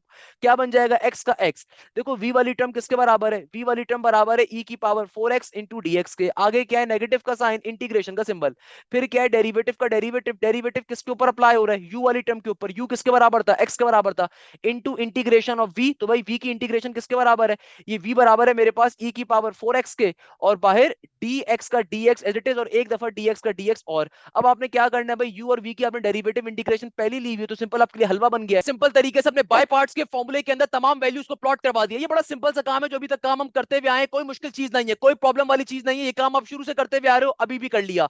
मगर देखो इस क्वेश्चन की खास बात क्या थी कि आपको यहाँ पे लिमिट्स गिवन है, क्या गिवन है, लिमिट्स। तो याद रखिएगा इंटीग्रेशन बाय पार्ट्स का कभी भी क्वेश्चन है with the help of the limits, तो आपने लिमिट्स कभी भी साथ साथ नहीं लिखनी, आप उसको आराम से बाद में लिखिएगा अभी, क्योंकि देखो बाय पार्ट्स के फॉर्मूले में 3 दफा इंटीग्रेशन का सिंबल होता है, तो अगर मैं यहाँ पे भी लिमिट्स लिखना स्टार्ट कर दूंगा ना, हर बच्चा कंफ्यूज हो जाएगा, 9 5 9 5 9 5, तो अभी लिमिट्स को लिखने की नीड नहीं है, इसको एक ही दफा आखिर में लिखेंगे फाइनल साइन ब्रैकेट के बाहर, तो अभी लिमिट्स को अप्लाई करने की, लिमिट्स को लिखने की कोई जरूरत नहीं, क्योंकि 3 दफा इंटीग्रेशन का सिंबल आ रहा है, आप कंफ्यूज हो जाओगे। तो आसान तरीका क्या होता है कि लिमिट्स को हमेशा आखिर के लिए छोड़ दो, अभी फिलहाल कुछ भी ना करो, अभी सिंपल इंटीग्रेशन को अप्लाई करो। तो भाई x का x as it is, e की पावर 4x की इंटीग्रेशन क्या होगी, हम लोग ऑलरेडी आंसर निकाल चुके हैं, ये बराबर होती है 1 डिवाइडेड बाय 4 इंटू e की पावर 4x के। फिर आगे क्या है, माइनस का साइन, इंटीग्रेशन का इंटीग्रेशन, x का डेरिवेटिव x की रिस्पेक्ट से क्या होता है, 1 के बराबर, और देखो e की पावर 4x की इंटीग्रेशन क्या होती है, ये होती है 1 डिवाइडेड बाय 4 इंटू e की पावर 4x के, और बाहर क्या है dx का dx एज इट इज। अब देखो ये क्या बन गया, ये हमारे पास आ गया सिंपल तरीके से किसके बराबर, x इंटू, आगे क्या आ रहा है, आगे हमारे पास आ रहा है मेरे प्यारे बेटे क्या चीज, आगे हमारे पास आ रहा है सिंपल तरीके से 1 डिवाइडेड बाय 4 इंटू e की power 4x as it is, देखो माइनस का साइन। अब देखो ये 1/4 तो कांस्टेंट है, इसको आप बेशक बाहर निकाल दो, इंटीग्रेशन सिंपल किस पे अप्लाई हो जाएगी, e की power power 4x into dx के ऊपर। तो अगेन देखो e की पावर 4x की इंटीग्रेशन क्या होती है, हम लोगों ने ऑलरेडी इसीलिए निकाली हुई है ताकि हमारे लिए यहाँ पे लिखना आसान हो जाए। हम लोगों ने पहले ये काम इसीलिए कर लिया था। मैंने आपको एक क्वेश्चन इसी तरीके से सॉल्व करवाया था बहुत मजे से, कि देखो कोई मुश्किल चीज ही नहीं है ना हमारे लिए। तो बेटा क्या बन जाएगा, देखो ये हो जाएगा सिंपल x इंटू ये वाली टर्म साथ साथ एज इट इज चलती जाएगी। अभी लिमिट्स की टेंशन लेने की नीड ही नहीं है भाई, सिंपल अपना पहले इंटीग्रेशन में फाइनल आंसर निकालो। तो देखो 1/4 का 1/4 अगेन e की पावर 4x की इंटीग्रेशन क्या होगी, ये होगी 1/4 इंटू e की पावर 4x प्लस के c के साथ, ये आपका फाइनल आंसर आना चाहिए। मगर चूंकि लिमिट्स का क्वेश्चन है तो हम प्लस का सी नहीं लगाते कभी भी। तो यानी कि मैं इसको सिंप्लीफाइड फॉर्म में अगर लिखूं तो मेरे पास आई की वैल्यू क्या आ गई, बेटा देखो यहां तक हम लोगों ने फाइनल अपनी इंटीग्रेशन का आंसर निकाल लिया। अब इसको थोड़ा सिंप्लीफाई पहले करवा देते हैं बिफोर मूविंग फॉरवर्ड। तो मैं क्या कह सकता हूं भाई, ये क्या बन गया है, ये बन गया x इंटू ई की पावर में 4x और नीचे डिवीजन में क्या आ रहा है 4 का 4। आगे क्या है, आगे है e की पावर 4x का e की पावर 4x और नीचे 4 4 दर क्या हो गया 16 हो गया। तो अगर आप चाहो तो इसको थोड़ा सिंप्लीफाई मजीद करवा लो, कि देखो यहाँ पे इस टर्म के नीचे 4 है, इसके नीचे 16 है, तो एलसीएम ले लेते हैं, तो मल्टीप्लाई डिवाइडेड बाय 4 करवा देते हैं ताकि दोनों के नीचे 16 बन जाए। और फिर ऊपर से e की पावर 4x को कॉमन ले लिया जाएगा। तो अगर मैं ऊपर से e की पावर 4x को कॉमन ले लूं तो देखो ब्रैकेट में क्या बचेगा, ब्रैकेट में बचेगा 4x माइनस का 1 और नीचे से देखो 16 को भी मैं कॉमन ले लेता हूं। तो ये मेरे पास मेरी इंटीग्रेशन का फाइनल फाइनल फाइनल आंसर आ रहा होगा। क्या किया देखो, स्टेप में मैंने कोई मुश्किल काम नहीं करा, आप सारे माशाल्लाह से सेकंड ईयर कंप्लीट करने वाले स्टूडेंट्स हो। तो बेटा देखो यहाँ पे इसके नीचे 16 आ रहा था, इसके नीचे 16 नहीं था, तो मैंने क्या करा 4 से मल्टीप्लाई 4 से डिवाइड करवा दिया, तो इसके नीचे भी 16 आ गया, तो नीचे से 16 कॉमन ले लिया। और ऊपर से हम लोगों ने देखो e की पावर 4x दोनों के पास था, उसको कॉमन ले लिया, तो ब्रैकेट में क्या आ जाएगा 4x माइनस का 1। अब फाइनली याद रखिएगा, जब बाय पार्ट्स का आपने फाइनल आंसर निकाल लिया, अब मैं लिमिट्स को अप्लाई करूंगा। तो मैं इस स्टेप को यहाँ ऊपर शो कर देता हूं। तो मैं फाइनली क्या करूंगा, अब मैं फाइनली यहाँ पे लिमिट्स अप्लाई करने के ऊपर जाऊंगा। तो मैं क्या लिखूंगा, नाउ अप्लाइंग दी लिमिट्स, नाउ अप्लाइंग दी लिमिट्स। आपको स्टार्टिंग के अंदर लिमिट्स लिखने की जरूरत नहीं है, आप हमेशा आखिर में लिखो ताकि आप कंफ्यूज नहीं होगे कभी भी जिंदगी के अंदर। अब आप क्या बोलते हो, नाउ अप्लाइंग दी लिमिट्स, तो जो भी आपकी लिमिट्स आ रही है ना, अब इस ब्रैकेट के बाहर मैं शिफ्ट कर देता हूं, e की power 4x divided by 16 as it is. आगे देखो ब्रैकेट के अंदर क्या है 4x माइनस का 1। अब मेरी देखो जो भी लिमिट्स आ रही है ना, मैं सिंपल तरीके से उनको ब्रैकेट के यहाँ पे बाहर लिख देता हूं और डायरेक्टली लिमिट्स को अप्लाई कर दूंगा। तो बेटा देखो मेरी लिमिट्स क्या है 9 और 5। तो भाई क्या हो जाएगा, देखो बहुत सिंपल चीज है, कोई मुश्किल चीज नहीं है। आपने क्या करना होता है, जब लिमिट्स को अप्लाई करते हैं तो लिमिट्स का फॉर्मूला क्या होता है, एक दफा जहां जहां आपके पास इनपुट आ रहा है ना, वहां पे आपने अपर लिमिट डालनी है। तो एक दफा मैं क्या करूंगा, जहां जहां फंक्शन आ रहा है वहां अपर लिमिट डालूंगा। तो ये बन जाएगा e की पावर 4 की e की पावर में 4 इंटू 9 डिवाइडेड बाई 16। और यहाँ पे भी क्या हो जाएगा 4 इंटू 9 आगे माइनस का 1। तो एक दफा मैंने अपर लिमिट डाल दी, माइनस करवाएंगे लोअर लिमिट के साथ, तो ये बन जाएगा e की पावर में 4 इंटू लोअर लिमिट 5 के बराबर है। आगे डिवीजन में 16 का 16, आगे क्या हो जाएगा बेटा, आगे हो जाएगा सिंपल तरीके से ब्रैकेट के अंदर 4 इंटू 5 माइनस का 1। तो अब आप बैठ के इसको सिंप्लीफाई करवा लो, आपका फाइनल आंसर आ जाएगा। क्या फाइनल आंसर आ जाएगा, बाय द वे वैसे दोनों के अंदर 16 तो कॉमन आ रहा है, तो 1/16 को मैं कॉमन ले लेता हूं। अब ब्रैकेट आप कैलकुलेटर के ऊपर जाओ, सिंपल तरीके से ई का सिंबल लेकर आओ, 4 मल्टीप्लाई बाय 9 करवाओ। फिर आगे क्या है, आगे मेरे पास हो रहा है ब्रैकेट मल्टीप्लीकेशन के अंदर 4 9 जार ऑब्वियसली 36 हो जाएगा, सही है ना। फिर माइनस करवाना है, again natural exponent Euler's number को लेकर आऊंगा, पावर में 4 मल्टीप्लाई बाय 5 होगा। और यहाँ पे क्या हो जाएगा, आगे मेरे पास ब्रैकेट के अंदर हो जाएगा 4 मल्टीप्लाई बाय 5 यानी कि 20 के बराबर। तो मेरा ये आंसर आ जाएगा 1.5 की पावर के अंदर रेज़ टू द पावर 17। नहीं, कैलकुलेटर पे सॉल्व ना करो, बेहतर है कैलकुलेटर के बगैर कर लो। उसके पीछे रीजन है कि कैलकुलेटर के ऊपर आपके लिए मसला बन जाएगा। तो ये क्या बन जाए, कैलकुलेटर बगैर कर लो ज्यादा बेहतर है। 4 9 जर क्या हो गया 36, 36 माइनस का 1 35 हो गया। 35 इंटू ई की पावर के अंदर 4 9 जर क्या हो जाएगा 36, माइनस का साइन देखो यहाँ पे क्या हो जाएगा, ई की पावर में 4 5 जर 20 इंटू आगे क्या हो जाएगा, आगे हो जाएगा 20 माइनस का 1 19। तो कैलकुलेटर के ऊपर करोगे ना तो भाई कैलकुलेटर में आपको डेसिमल में आंसर मिल रहा है, वो गलत चीज है। तो आपने क्या करना है, इसको इसी फॉर्म में रहने देना है, ये आपका फाइनल फाइनल फाइनल आंसर आ गया। देखो कोई मुश्किल चीज नहीं है मेरे प्यारे बेटे, सिंपल सा कॉन्सेप्ट है। क्या कॉन्सेप्ट है, देखो इंटीग्रेशन बाय पार्ट्स के ऊपर सिंपल जो बाय पार्ट्स का कॉन्सेप्ट होता है आपने उसको अप्लाई करना है। और फिर लास्ट में जब फाइनल आंसर आ जाएगा ना, तो वहां पे आपने लिमिट्स को अप्लाई करवा देना है, बेसिक चीज है। सिमिलरली देखो नेक्स्ट क्वेश्चन आ रहा है, इस क्वेश्चन के बारे में तो मैंने आपसे क्या कहा था, घोल के पीछे मोस्ट इंपॉर्टेंट क्वेश्चन है। सेम काम यहाँ पे करेंगे। देखो सबसे पहले नंबर के ऊपर आपने क्या करना है, क्वेश्चन को एज इट इज एक दफा कॉपी डाउन कर लिया। अब आपने क्या करना है भाई, अब आपने सिंपल तरीके से यहाँ पे u और v को क्लासिफाई करना है। देखो एक टर्म आपके पास अलजेब्रिक आ रही है, एक टर्म आपके पास इनवर्स की आ रही है। तो आइलाटे मेथड के अंदर, आइलाटे मेथड के अंदर देखो पहला हुरुफ ही क्या होता है, इनवर्स के लिए होता है, सही है ना। तो आइलाटे मेथड के अंदर पहला लफ्ज आपके पास किसका, इनवर्स का है, और एलन के लिए होता है। तो ना तो इंटीग्रेशन में एलन का फॉर्मूला ना इनवर्स का फॉर्मूला। इसका मतलब क्या होता है कि भाई आइलाटे के अगर सिंबल को देखो ना, इसके अंदर देखो एल क्या हो रहा है, पहले आ रहा है, ए बाद में आ रहा है। तो इसका मतलब क्या है कि भाई एल मेरे पास क्या होगा, एल ln x मेरे पास u कंसीडर होगा, log मेरे पास u कंसीडर होगा। तो मैं सिंपल तरीके से क्या लिखूंगा, मैं लिखूंगा भैया let u is equal to ln x, let u is equal to ln x। तो सिंपल ln x वाली टर्म को डेरिवेटिव ले लिया जाएगा। तो हम यहाँ पे क्या लिखेंगे, taking derivative with respect to x। तो बेटा क्या बन जाएगा, ये हो जाएगा du by dx। ln x का डेरिवेटिव क्या होगा, ये होता है 1 डिवाइडेड बाय x के बराबर। सिमिलरली हम लोग v वाली टर्म को लिखेंगे, तो मैं लिखूंगा let v is equal to x square, और हमेशा v वाली टर्म का इंटीग्रेशन लिया जाता है, तो क्या बन जाएगा भाई, इंटीग्रेशन इधर भी अप्लाई होगा और इंटीग्रेशन इस साइड के ऊपर भी अप्लाई हो जाएगा। तो बेटा एक्स स्क्वायर का इंटीग्रेशन क्या होता है, ये होता है सिंपल तरीके से एक्स क्यूब डिवाइडेड बाय 3 के बराबर। सही है ना बेटा। अब हमने क्या करना है, सिंपल तरीके से अपने बाय पार्ट्स के फॉर्मूले को अप्लाई करवा देना है। तो भाई डायरेक्टली मैं यहीं से सॉल्व करवा देता हूँ, इतनी लाइनें क्यों जाया करनी है भाई। सही है ना। तो मैं क्या कर देता हूँ, अच्छा पेपर के अंदर आपने हर क्वेश्चन को न्यू पेज से स्टार्ट करना है, हर नेक्स्ट लाइन के ऊपर जाके करना है। भाई मुझे तो चूंकि सामने ये पढ़ रहा है इसलिए मैं उसको अपनी आसानी के लिए कर रहा हूँ। पेपर के अंदर बेटा याद रखिएगा, आप जो इतने महंगे महंगे बिल्स देते हो ना, अपने आपके फादर जो इतने महंगे महंगे टैक्सेस देते हैं, वो सारे आपके पैसों की जो है ना पेपर होते हैं कॉलेजेस के। आपको 10 भी कॉपियां लेनी पड़े, 50 भी कॉपियां लो, कोई मसले की बात नहीं है। अपना स्टेपलर लेकर जाओ, आराम से सुकून से पेपर को अटेम्प्ट करो, खुला खुला बैठ के लिखो। एक ही पेपर के ऊपर आपको भरने के ऊपर कोई इनाम नहीं मिलेगा। जितना खुल्लम डुल्ला करके लिख सकते हो ना, आराम से बैठ के लिखो। याद रखिएगा प्रेजेंटेशन मैटर्स अ लॉट। अब देखो मैं सिंपल तरीके से क्या लिखता हूं, as we know that integration by parts के फॉर्मूले को अप्लाई करेंगे। अभी लिमिट्स को भूल जाओ भाई, सिंपल तरीके से बाय पार्ट्स का फॉर्मूला, बाय पार्ट्स का फॉर्मूला क्या कहता है, integration u into v into dx किसके बराबर है, u वाली टर्म को एरिड लिखोगे, इंटीग्रेशन v वाली टर्म के ऊपर लोगे, माइनस का साइन लगाओगे, इंटीग्रेशन का सिंबल लोगे, डेरिवेटिव लोगे u वाली टर्म के ऊपर, और सिंपल तरीके से इंटीग्रेशन लोगे v वाली टर्म के ऊपर बाय dx का dx एज इट इज। तमाम वैल्यूज को अगर मैं फॉर्मूले में प्लेस करवाऊं तो बेटा क्या बन जाएगा, देखो u किसके बराबर था, u बराबर है ln x के, इंटीग्रेशन का इंटीग्रेशन v बराबर है x स्क्वायर के, फिर आगे क्या है नेगेटिव का इंटीग्रेशन, आगे क्या है डेरिवेटिव किस पे अप्लाई हो रहा है, u वाली टर्म के ऊपर। तो मेरे प्यारे शागिर्द u वाली टर्म किसके बराबर है भाई, u बराबर है हमारे पास ln x के, इंटीग्रेशन किसके बराबर है v वाली टर्म के, v क्या है मेरे पास सिंपल v बराबर है x स्क्वायर के, बाहर dx का dx और एक dx का dx, और सिंपलीफाई सब करवाना स्टार्ट करवा दो, ln x का ln x एडिट रहेगा, x स्क्वायर के इंटीग्रेशन क्या होगी, ये बन जाएगी x cube divided by 3, already निकाल के भी दिखाई थी। इंटीग्रेशन का इंटीग्रेशन ln x का डेरिवेटिव क्या होता है भाई, डेरिवेटिव ऑफ ln x होता है 1 डिवाइडेड बाय x।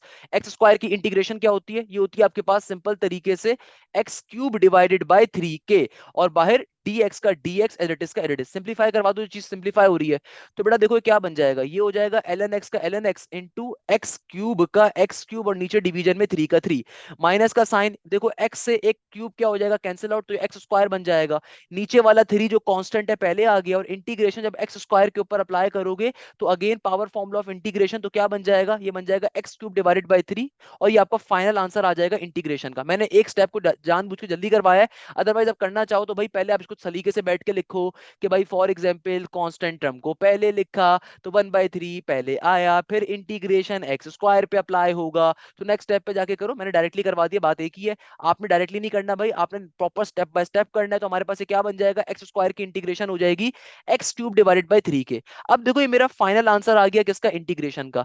अब आपने क्या करना है, नाउ प्लेसिंग द लिमिट्स। अब आप लिखोगे now placing the limits, now placing the limits, now placing limits, now placing limits. तो देखो जो भी आपका फाइनल आंसर आया इंटीग्रेशन का, अब आपने लिमिट्स को प्लेस करवा देना है। तो लिमिट्स को कैसे प्लेस करवाएंगे मेरे प्यारे शागिर्दों, it's a very basic concept, nothing difficult here, nothing is difficult here. Simple तरीके से देखो ये आपके पास क्या बन गया, ये आपके पास ऊपर आ रहा है ln x और नीचे 3 का 3, और यहाँ पे देन आगे मेरे पास क्या है, एक्स क्यूब का एक्स क्यूब माइनस का 1 divided by 3, 3 9 into x cube का एक्स क्यूब। और देखो मेरी लिमिट्स यहाँ पे क्या गिवन थी, मैंने तो लिमिट्स भी नहीं देखी, 4 और 1 की लिमिट्स गिवन है। तो भाई बिफोर अप्लाइंग दी लिमिट्स मेरी कोशिश होगी थोड़ा सा इसको मजीद सिंप्लीफाई ना कर लिया जाए, ताकि थोड़ा अच्छा बन जाइए।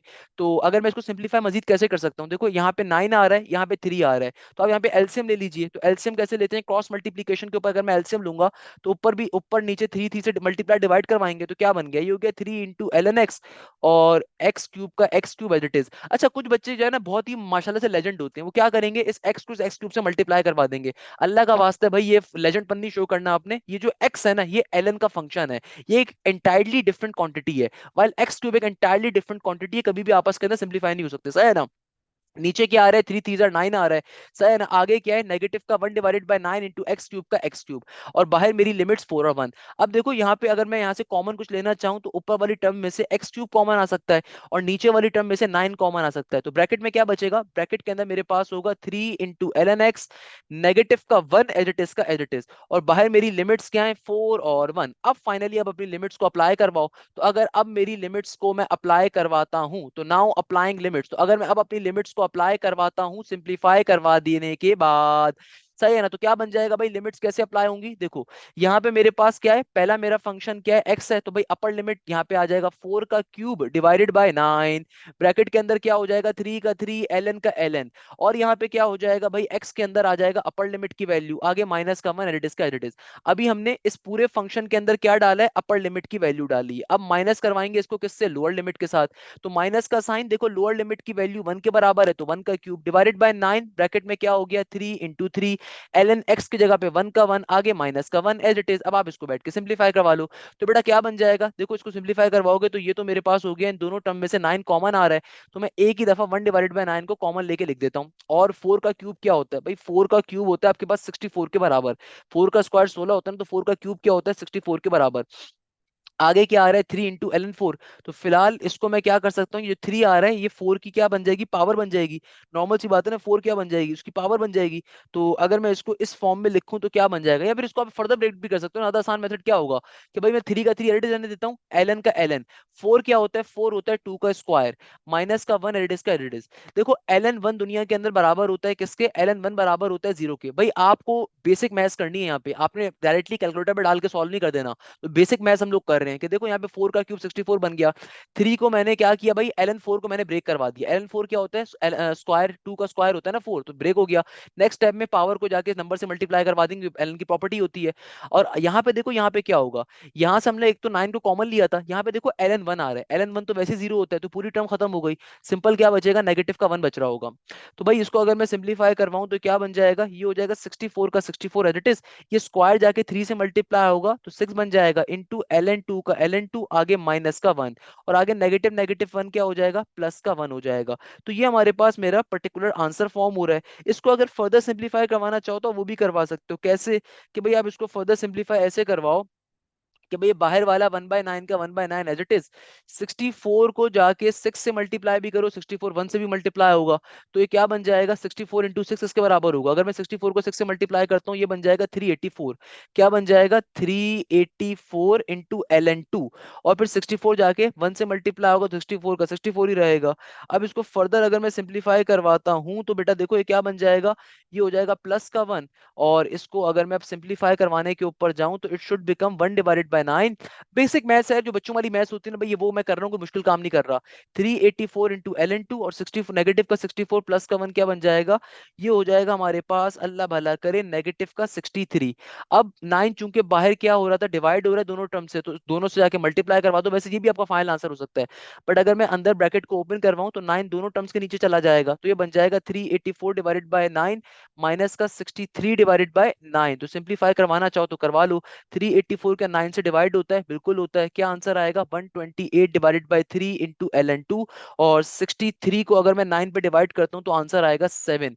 ये इस क्वेश्चन का final final final final answer होगा। Believe me, it is something really really really बच्चों वाला काम। भाई आप असल काम क्या था, बाय पार्ट्स, बाय पार्ट्स वाला काम आपको चुटकी बजा के मैं सिखा चुका हूँ। यहाँ पे बस लास्ट में आपने करना क्या होता है कि भाई आपने बस लिमिट्स को अप्लाई करना है, सिंपल वे में लिमिट्स को अप्लाई कर रहे हो, और बेसिक अलजेब्रिक काम है, मतलब बच्चों वाला काम है यार। इसमें क्या मुश्किल है, क्लास 2 क्लास 3 में वाली मैथ्स पढ़ाई जाती है। It is something really really बच्चों वाला काम, इसमें कोई मुश्किल चीज नहीं है मेरे प्यारे बेटे, बहुत सिंपल सी चीज है। तो मुझे बताओ कि भाई आसान है कि नहीं आसान, आप बोलोगे आसान है, बेटा आसान नहीं था, आसान बनाया गया है। तो बच्चों वाला काम क्या है भाई, बनाया गया है, क्लियर है, बात पल्ले पड़ती है कि नहीं पड़ती है। अब देखो नेक्स्ट क्वेश्चन जो हमारे पास आ रहा है, इस क्वेश्चन में एग्जामिनर कहता है integration x into sine 2x। अब देखो इस क्वेश्चन को सॉल्व कैसे करोगे, again a same kind of a concept कि भाई आपके पास अगेन बाय पार्ट्स का कॉन्सेप्ट आ रहा है। तो देखो बेटा, इस क्वेश्चन के अंदर अगेन सबसे पहले नंबर के ऊपर आप u और v कंसीडर करोगे, तो मुझे मालूम है कि भाई लियाटे मेथड या आइलाटे मेथड मुझसे क्या कहता है। ये कहता है कि भैया देखो, अगर कभी भी एल्जेब्रिक टर्म और ट्रिगोनोमेट्रिक फंक्शन आ रहा हो तो एल्जेब्रिक का चूंकि a पहले आता है तो वो u होगा, और जो ट्रिगोनोमेट्रिक पार्ट है वो v होगा। तो मैं u किसे कहूंगा, x वाले टर्म को कहूंगा। I am so sorry, but इस क्वेश्चन को आपको खुद से करना चाहिए, तो मैं थोड़ा एडवांस चलूंगा, मैं बीच के स्टेप्स खा जाऊंगा। सही है ना। सिमिलरली मैं v वाली टर्म के ऊपर जाऊंगा। v किसके बराबर होगा, v बराबर होगा हमारे पास sin 2x के। तो भाई सिंपल तरीके से इसका इंटीग्रेशन क्या होगा, साइन 2x का। देखो इंटीग्रेशन अप्लाई करने के लिए मुझे क्या लेना पड़ेगा, पहले यहाँ पे मुझे क्या अप्लाई करना पड़ेगा, एंगल का भाई डेरिवेटिव लाना पड़ेगा, नॉर्मल सी बात है। तो भाई ये क्या हो जाएगा, साइन 2x इंटू टू हो जाएगा। तो यानी कि मेरे पास जब आंसर अप्लाई करूंगा तो साइन 2x का इंटीग्रेशन क्या होगा, ये होगा नेगेटिव का कॉस इंटू 2x के बराबर। यानी कि साइन 2x का इंटीग्रेशन के अंदर ये फॉर्मूला होगा। तो अब मैं अगर बाय पार्ट्स को अप्लाई करता हूँ, भाई मैं अगेन मैं कह रहा हूँ, in part number 3 part number 4 को आपने खुद से सॉल्व करना है। मैं आपको जल्दी से रफ वर्किंग के ऊपर दिखा रहा हूँ, प्रॉपर्ली सॉल्व करवा के दिखा रहा हूँ कि कैसे सॉल्व होगा। बाकी जितने बुनियादी स्टेप्स होते हैं मैं आपको बेतहाशा दफा दिखा चुका हूँ, आपने खुद से करने हैं। तो अब सिंपल तरीके से फॉर्मूला अप्लाई करेंगे। तो u वाला फंक्शन क्या है, x के बराबर इंटीग्रेशन v वाली टर्म पे अप्लाई होगी, तो v वाली टर्म के ऊपर इंटीग्रेशन कैसे होती है, sin 2x इंटू dx के बराबर। नेगेटिव का सिंबल लोगे, इंटीग्रेशन का अगर सिंबल लगाओगे, डेरिवेटिव अप्लाई करोगे x के ऊपर, तो x का डेरिवेटिव डायरेक्टली 1 के बराबर होगा। चलो लिख के दिखा देते हैं भैया, डेरिवेटिव अप्लाई किया जाएगा किसके ऊपर, u वाली टर्म के ऊपर जो कि x है। इंटीग्रेशन अप्लाई की जाएगी किसके ऊपर, v वाली टर्म के ऊपर जो कि sin 2x के बराबर है भाई, dx का dx रेडिस है ना। सिंपलीफाई करवाओगे तो भाई sin 2x का इंटीग्रेशन क्या होता है, ये होता है नेगेटिव का हाफ इंटू कॉस 2x के बराबर। आगे नेगेटिव का साइन, x का डेरिवेटिव x रिस्पेक्ट से 1 हो गया, और अगेन इंटीग्रेशन यानी पे बाहर का बाहर रेडियस मौजूद है, और sin 2x के अंदर इंटीग्रेशन क्या हो जाएगी, ये हो जाएगी नेगेटिव का half into cos 2x into dx के बराबर। नॉर्मल सी चीज है। अब क्या करेंगे सर, नेक्स्ट स्टेप में क्या करेंगे, अरे भाई नेक्स्ट स्टेप में हम लोग कोई मुश्किल काम नहीं करना, वेरी बेसिक कॉन्सेप्ट। अगेन यहाँ पे हम लोगों ने इंटीग्रेशन को अप्लाई करना है और सिंप्लीफाई हो जाएगा। तो नेगेटिव नेगेटिव तो पॉजिटिव हो गया यहाँ पे, तो क्या बन जाएगा, नेगेटिव का x divided by 2 into cos 2x, और ये प्लस का 1/2, ये 2 जो कांस्टेंट है इसको बाहर निकाल दिया। इंटीग्रेशन सिंपल कॉस 2x के ऊपर अप्लाई करेंगे तो सिंप्लीफाई होके आ जाएगा आंसर। तो क्या बन जाएगा, नेगेटिव का x/2 into cos 2x plus का half as it is. Again देखो यहाँ पे इंटीग्रेशन कैसे अप्लाई करेंगे, कॉस के ऊपर इंटीग्रेशन अभी अप्लाई नहीं कर सकते क्योंकि एंगल का बाहर डेरिवेटिव 2 नहीं मौजूद है। तो पहले आप लेकर आओगे मल्टीप्लाई डिवाइड करके, मैं डायरेक्टली अप्लाई करके दिखा रहा हूँ। मल्टीप्लाई डिवाइड करके जब लेकर आओगे तो उसके बाद कॉस का इंटीग्रेशन में फॉर्मूला अप्लाई करेंगे, तो ये बन जाएगा साइन 2x के बराबर। 2 से मल्टीप्लाई करोगे जाहिर सी बात है, और 2 से डिवाइड करवाओगे, फिर यहाँ पे इंटीग्रेशन को अप्लाई करवाओगे तो कॉस का इंटीग्रेशन में फॉर्मूला साइन 2x के बराबर आ जाएगा। ये फाइनली आपका आंसर आ गया। इसको अगर मैं सिंप्लीफाई करके लिखूं तो क्या बन रहा होगा, ये बन रहा होगा नेगेटिव का x/2 into cos 2x plus का 1/4 इंटू साइन 2x का साइन 2x। अब ये आपका फाइनल आंसर आ रहा है, इसके ऊपर आप एलसीएम ले लो पहले, ताकि फिर आप लिमिट्स को अप्लाई करवाओ। तो एलसीएम लोगे तो क्या बन जाएगा, ये हो जाएगा नेगेटिव का 2x डिवाइडेड बाय 4, क्योंकि देखो 2 को मल्टीप्लाई डिवाइड बाय 2 करेंगे यहाँ पे ताकि 4 बन सके। तो ये बन जाएगा 2x इंटू कॉस 2x। आगे हो जाएगा प्लस का 1/4 इंटू साइन 2x। तो यहाँ से अगर मैं डायरेक्ट सिर्फ 4 ही कॉमन ले पाऊंगा, तो 1/4 को अगर मैं कॉमन ले लूं तो ब्रैकेट में क्या बचेगा, 2x into cos 2x plus का साइन 2x। तो ये मेरे पास पर्टिकुलरली हमारे पास क्या आ रहा होगा, मेरा फाइनल फाइनल फाइनल, ये पर्टिकुलरली मेरा इक्वेशन फॉर्म हो रही होगी। अब देखो मुझे करना क्या है, मुझे लिमिट्स को अप्लाई करना है, तो आप लिमिट्स को बिल्कुल अप्लाई करवा दीजिए। तो देखो नेगेटिव के 1/4 into 2x into cos 2x plus का साइन 2x, ये मेरा फाइनल आंसर आ गया। अब मैं फाइनली क्या करूंगा बेटे, अपनी लिमिट्स को अप्लाई करूंगा, और विद इन सेकंड्स के अंदर मेरा क्वेश्चन क्या हो जाएगा, सॉल्व हो जाएगा। तो अब यहाँ पे क्या लिखोगे, नाउ अप्लाइंग दी लिमिट्स या नाउ प्लेसिंग दी लिमिट्स, बात एक ही होती है। तो भाई अब फाइनली मैंने अपनी लिमिट्स को प्लेस करवाना है। तो देखो मेरी लिमिट्स क्या है, हमारे पास लिमिट्स क्या गिवन थी, π/2 और π/6 की लिमिट्स गिवन है, तो कोई मसले की बात नहीं है। तो बेटा देखो मेरा क्या क्वेश्चन है, ये आ रहा है हमारे पास सिंपल तरीके से, सॉरी ये नेगेटिव का जो साइन था ना ये यहाँ पे मौजूद है, आई एम सो सॉरी। तो हमारे पास क्या मौजूद है भैया, ये मौजूद है 1/4 का 1/4, ब्रैकेट के अंदर क्या आ रहा है, नेगेटिव का 2x, आगे क्या है cos 2x का cos 2x, आगे क्या है प्लस का sin 2x। और देखो हमारी लिमिट्स क्या है, क्योंकि 1/4 तो वैसे भी कांस्टेंट ही है ना, तो भाई आप सिंपल तरीके से अपनी लिमिट्स को यहाँ पे प्लेस कर सकते हो। मेरी लिमिट्स हैं π/2 और π/6 की। तो मेरे प्यारे बेटे क्या बन जाएगा, देखो सिंपल तरीके से हम लोग लिमिट्स को अप्लाई करवाएंगे, तो upper limit minus lower limit, तो भाई ये नेगेटिव का 2x एज इट इज का एज इट इज। अब देखो हमने क्या करना है, अपनी अपर लिमिट को अप्लाई करवाना है। तो बेटा देखो नेगेटिव का 2 एज इट इज, एक दफा अपर लिमिट जहां जहां x आ रहा है वहां π/2 आ जाएगा, तो क्या बन जाएगा π/2। आगे क्या हो जाएगा, cos का cos 2 का 2 एज इट इज, x के अंदर x की वैल्यू दैट इज π/2, फिर प्लस का साइन, और अब की बारी में क्या हो जाएगा sin 2 का sin 2, अगेन x की जगह पे x की वैल्यू दैट इज π/2। तो देखो ये मैंने अपर लिमिट को डाल दिया, माइनस का साइन फॉर्मूले का और अब की बारी में लोअर लिमिट को डालेंगे। तो ये नेगेटिव का साइन एज इट इज मेरे फॉर्मूले का, एज इट इज इस पर्टिकुलर टर्म का, नेगेटिव का 2 एज इट इज, और देखो मेरी लोअर लिमिट क्या है, पाई बाय 6 के बराबर, इनटू कॉस का कॉस एज इट इज, 2 का 2 एज इट इज, एक्स की वैल्यू किसके बराबर है, पाई बाय 6 के बराबर है, प्लस का साइन आगे क्या है, 2 का 2 एज इट इज, और एक्स की वैल्यू किसके बराबर है, ये बराबर है पाई बाय 6 के। अब आप बैठ के इसको सिंप्लीफाई करवा लीजिए, तो क्या बन जाएगा भाई, ये हो जाएगा देखो 1/4 का 1/4 एज इट इज, इस 2 से 2 कट जाएगा तो ये बन गया नेगेटिव का पाए, इस 2 से भी 2 कट जाएगा तो कॉस पाए का मतलब क्या है, कॉस 180। आप अगर रेडियन पे आपने अपने कैलकुलेटर को सेट किया तो डायरेक्टली कॉस पाए डाल दो, तो क्या बन जाएगा, कॉस पाई की वैल्यू यानी कि कॉस 180 की वैल्यू होती है -1 के बराबर, इस 2 से भी 2 कट जाएगा तो साइन पाई, साइन 180 बराबर होता है हमेशा दुनिया में 0 के। तो ये मेरे पास आ गया पहला आंसर यहाँ से। फिर आगे नेगेटिव का 2 एडिटिस का एडिटिस, अच्छा 2 1 2 2 3 6, तो ये आ गया मेरे पास किसके बराबर, ये हो गया हमारे पास पाई बाय 3 का पाई बाय 3, अगेन 2 3 जार 6, तो ये बन गया cos पाई बाय 3। अब cos पाई बाय 3 की वैल्यू क्या होती है, 3 6 जार इज 18, तो cos 60, तो cos 60 हमारे पास बराबर होता है किसके, 1/2 के, तो ये यहाँ पे आ गया 1/2 का 1/2। फिर आगे भी क्या हो जाएगा, साइन 60 होगा, साइन 60 बराबर होता है √3/2 के। अब आप बैठ के इसको सिंप्लीफाई करवा लो, आपका सिंपल वे में आंसर आ जाएगा। तो देखो क्या बन गया, ये बन गया मेरे पास बाहर 1/4 का 1/4 एज इट इज, ये नेगेटिव का वन जब नेगेटिव का पाई के ऊपर सिंप्लीफाई होगा तो ये बन जाएगा पॉजिटिव का पाई।